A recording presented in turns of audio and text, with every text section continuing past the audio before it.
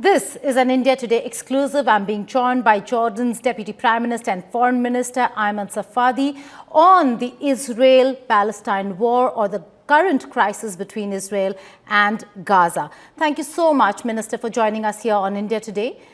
You join me after a weekend of a high-level summit, the Islamic Arab Summit, where 57 countries came together to discuss the crisis. While there was condemnation of Israeli action, there certainly was not one voice on how to take on Israel. What do you think were the deliverables out of that big Islamic Arab Summit?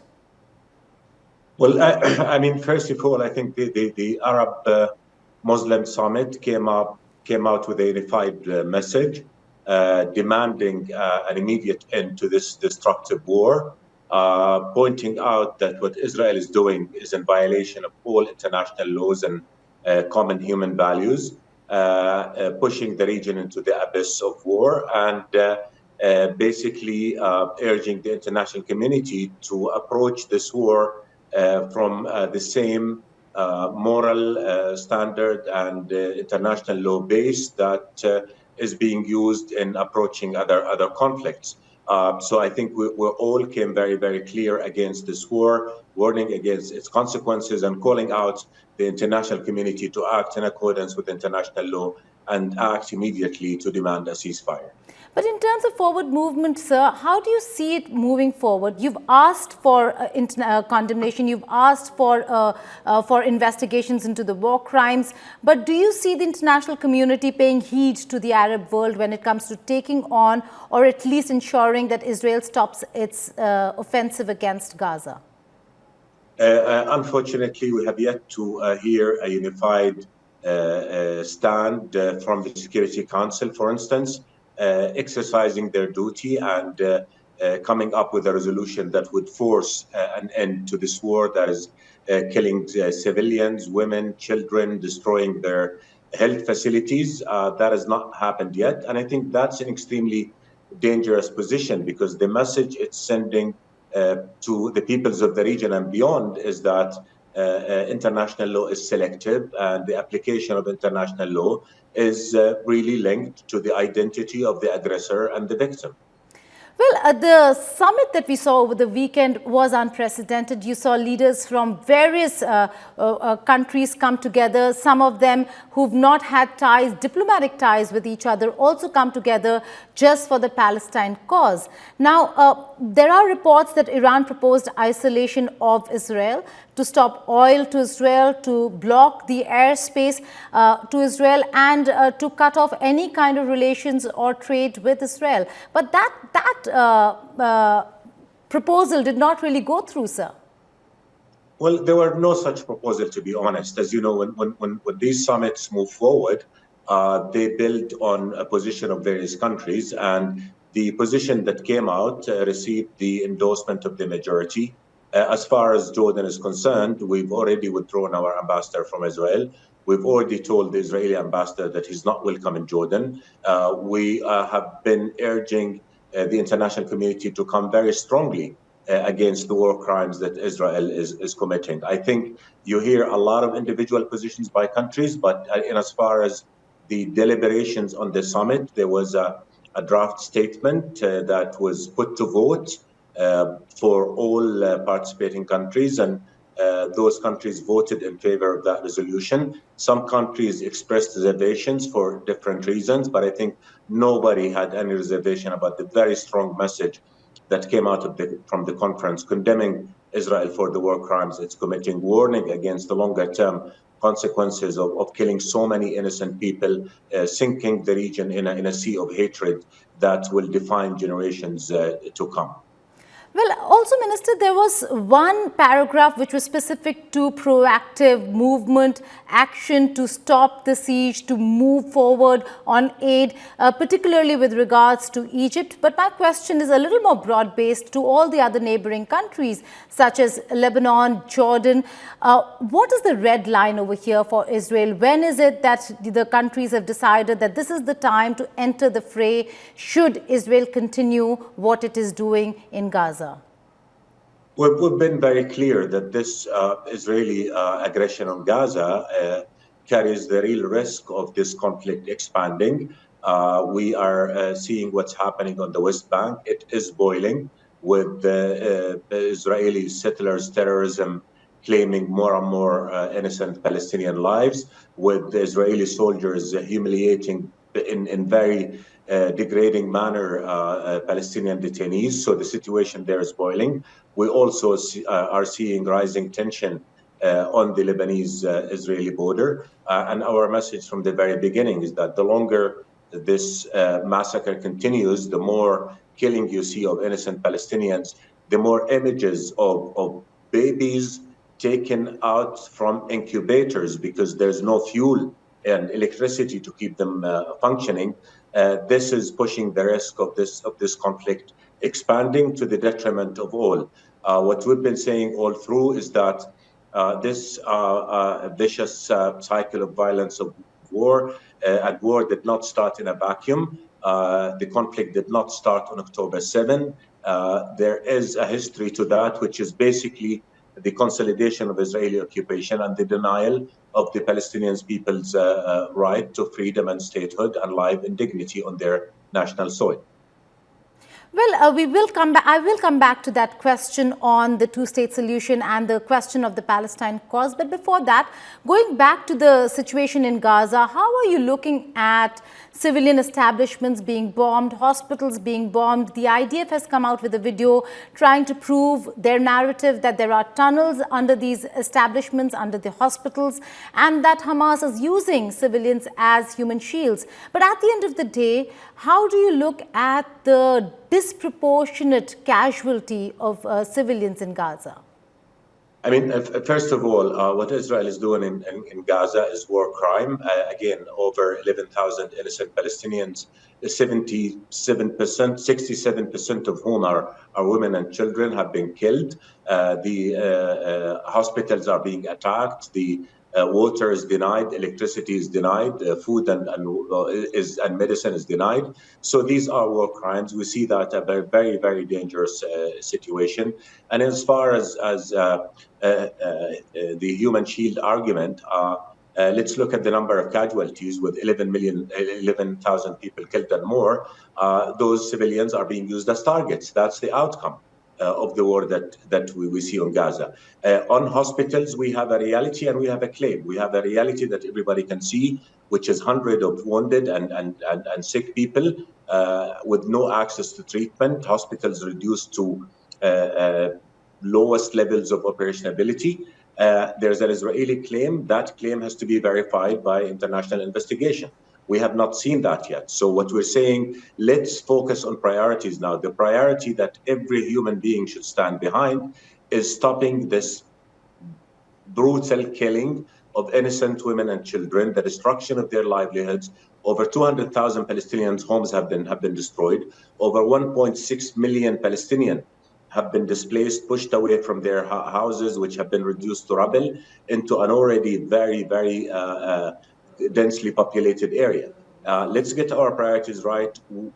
When is enough enough? How many Palestinians have to be killed by Israel in order for Israel to say it is enough, and for the international community to act in accordance with its moral obligation, humanitarian obligation, international law, and say enough, and we should stop this war?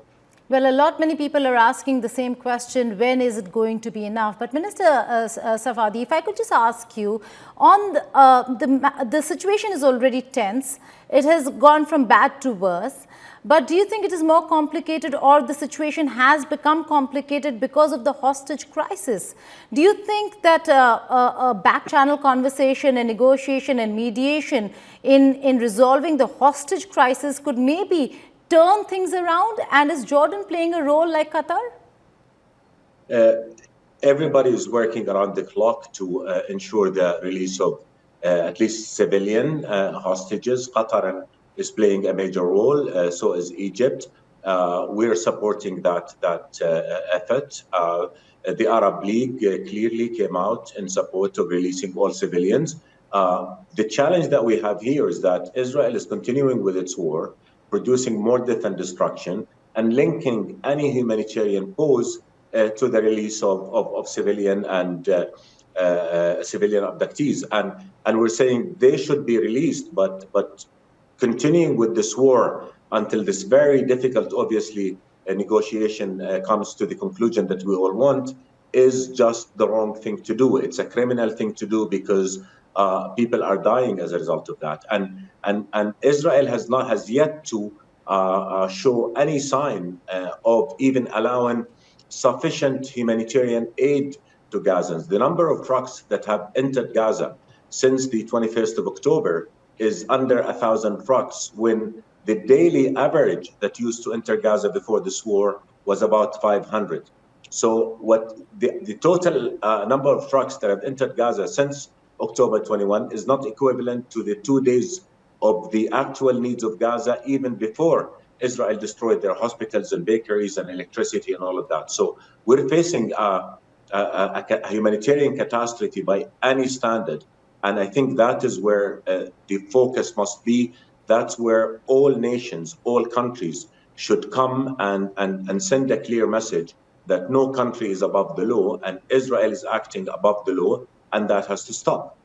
Well, also the fact that every country should also be using their diplomatic clout to engage the other bilaterally. Now, Jordan has great ties with the United States of America.